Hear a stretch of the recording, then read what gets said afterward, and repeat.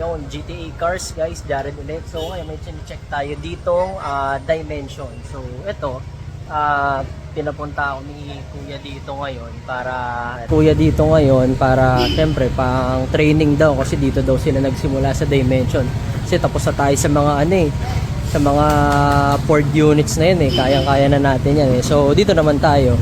So ito, check natin to kung madidil natin to ngayon kasi syempre marami nag-inquire sa atin na yung mga low budget na kotse. Tapos syempre hindi naman natin makiter lahat ng needs ng mga gusto ng mga client. Syempre naghahanap din sila nung gantong budget lang, yung mga murang budget lang na kotse. So ayun, saktong-sakto may napadaan na na Dimension dito sa ads natin. So ito, to guys mind you guys, hindi marketplace to guys. Ito, nag-inquire talaga sa amin to, diretso to first owner to. So ayun lang guys, abangan nyo guys kung madidil natin to. Tapos yung kasama natin si Aljon Boy. So yun lang boys, antayin nyo. So what's up guys, geng sama natin ngayon si Aljax. May tinitignan tayo ngayon dito, pang fast break na naman natin na unit. Dimension na Matic. Yan. Dimension na Matic. So ito, check muna natin to tapos tsaka natin to deal mamaya kung magkasundo sa presyo. Pero syempre, check muna natin. Yan. Thank you. Yung guys, quick update lang. Ito na siya. Uwi na natin. So tagumpay tayo, na-deal natin yung Dimension na Honda Civic. So ito na. Ayan ganda po, may head unit Pero ang lamig ng aircon niya. Puta, giniginaw ako dito. Kala mo nasa nasa snow. Yes, yun yung mga interior niya mabisa. Ayan. Kita mo? Mabisa pa yan. Mabisa. Update lang. Ito na siya. Ayan. Honda Civic na Dimension. Budget meal para sa inyo guys. As requested. As requested nyo. Ito na. Andito na siya. So yun lang. Thank you. So kanina guys, lahat naman ng klase ng brand kinukuha namin. Katulad ngayon nakita nyo, hindi kami, halos lahat ng Ford namin ubus na. Kaso kotse. Kaso si Jared kasi pinagpa-practice ko. So nagsimula kami sa mga Honda, Toyota brand. So may pinakuha ko sa kanya kaninang unit. Mabisa ba? Sige, tingnan natin. May mga naghahanap kasi na low budget sa atin. So kita nyo, wala tayong parking doon. Atin ba to? Ate ba yan? Ate yan.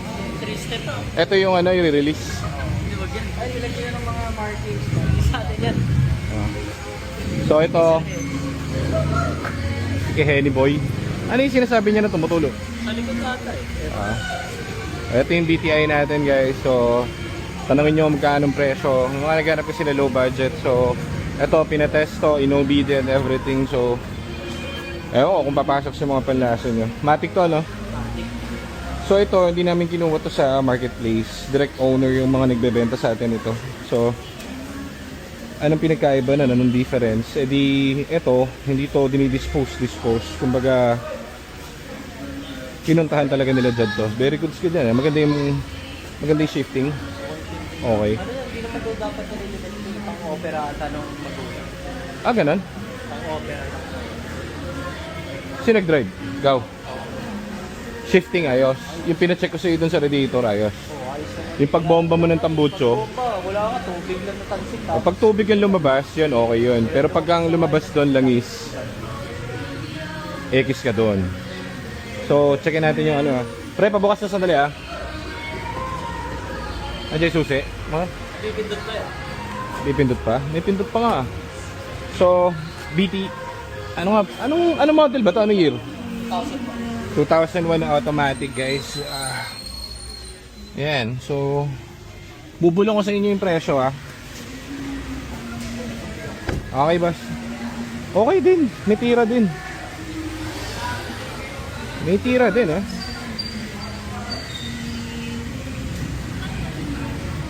Magkano mo gusto to?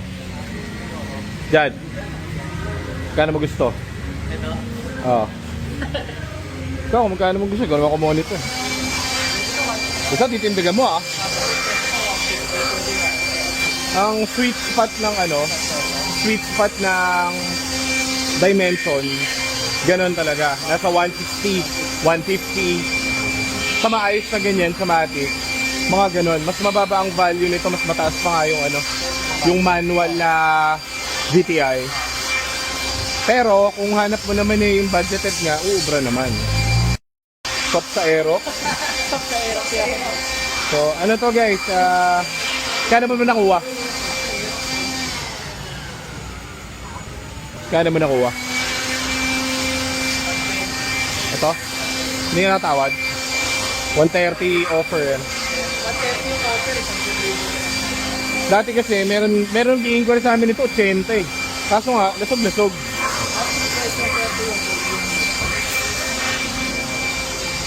Pero maganda pa sa ano niya, kumbaga, di ba? Saka ano, nakaparehistro lang, registrado pa. Ito, Kasi wala daw talaga plano yun. malamig aircon. Siguro ano to, pwede to mga, ano, 120? Overhead pa, expense. Mga, 145, pwede na. Pwede na, no? Fast break mo. 145, so, pwede na, 145, sige. Laban. Naka V-Lens na headlight. Naka lens. Tapos, binyahin na to. So, walang overheat. Pwede nyo test drive dito. Puntahan nyo. 145 Matic na dimension. Kuhanin mo na load. Ikot mo rito all day long. So, sige, very good guys. Tara. Very good. Yung aming dimension, wala na kaming paglalagyan. So, kuhanin nyo na ngayon, 145k.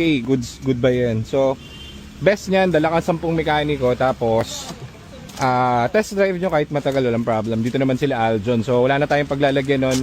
Kaya namin kinuha lang talaga yon kasi etong mga to for pending works, puno pa yung kabilang garahe natin. So, waiting kami dito sa mga units natin na matapos. Kaya ganun, sayang naman yung araw. So, pumapasok naman yung yung inquiries natin. So, sinusulit lang natin yung mga best buy doon at maayos na kotse. So, yan lang.